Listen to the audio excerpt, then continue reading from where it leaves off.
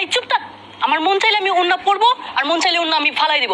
5 বছরের আসিয়া কি দোষ করছিল? হ্যাঁ, ওর কি ওন্না নেওয়ার বয়স হয়েছে? ওরে দর্শন প্লাস মার্ডার করছিস কেন? তোদের মতন পুরুষ মানুষের ধান্দাই থাকে মেয়েদের দর্শন করবি তারপরে মার্ডার করবি, বুঝছস?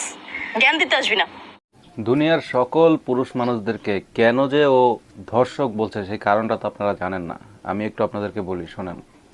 ঘটনা হয়েছে সোশ্যাল মিডিয়ার মধ্যে, বিশেষ করে টিকটকে নির্লজ্জ বেহায়ার মতো, একেবারে জানোয়ারের মতো ভিডিও বানিয়ে যখন সে এই টিকটক বা ফেসবুকে আপলোড করে। এই মামারা জলে আমারে দেখে দেখছো শুকনা মরিচ জাগা মতন বইরা দিব, বুঝছো?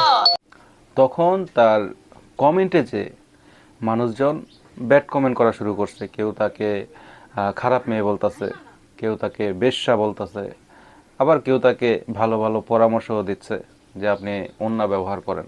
যেমন ওই যে একটু আগে আপনারা দেখলেন যে আমার ওন্না আমি ইচ্ছে হলে পরবো আর ইচ্ছে না হলে ফালাইয়া দিব, ঠিক আছে? বাট যাই হোক, এরকম কিছু কমেন্ট যখন তার কমেন্ট বক্সে পড়ে, তখন সেই সব কমেন্টকারী ব্যক্তিরা আসিয়ার ধর্ষক হয়ে যাচ্ছে তার চোখে।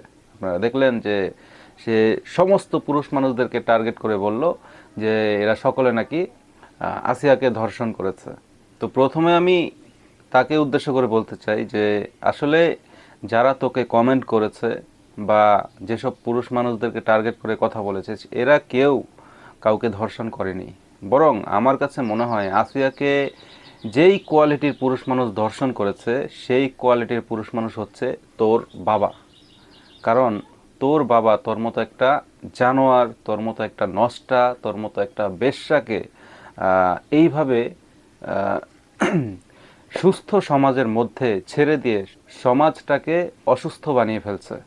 এখন এই যে আমরা সামাজিক যোগাযোগ মাধ্যমে তোর মতো একটা জানোয়ারকে দেখে অস্বস্তি বোধ করি, এর দায় শুধুমাত্র তোর না, তোর পরিবারেরও।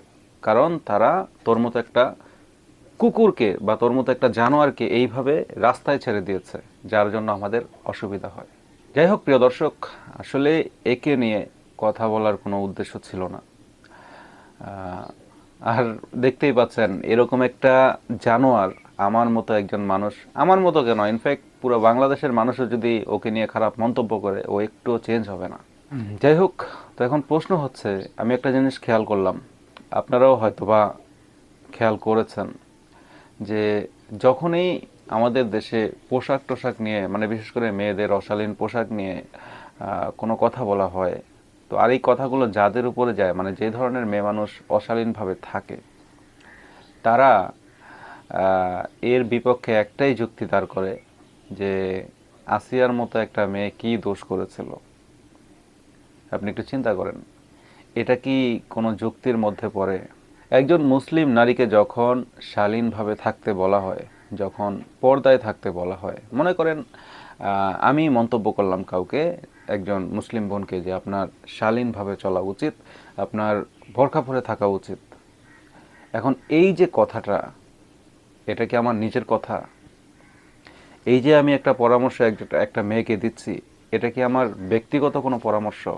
না, এটা তো মুসলিম হিসেবে সেও জানে যে রসুল সাল্লাল্লাহু আলাইহি ওয়াসাল্লাম একজন নারীকে যেভাবে চলতে বলেছে তাকে সেইভাবে চলার পরামর্শ দেওয়া হচ্ছে। এখন আমি বুঝলাম আপনি অশালীনভাবে চলতে চলতে অভ্যস্ত হয়ে গেছেন, তাই বলে আপনি তো রসুল সাল্লাল্লাহু আলাইহি ওয়াসাল্লামের হাদিসের বিপক্ষে কথা বলতে পারেন না।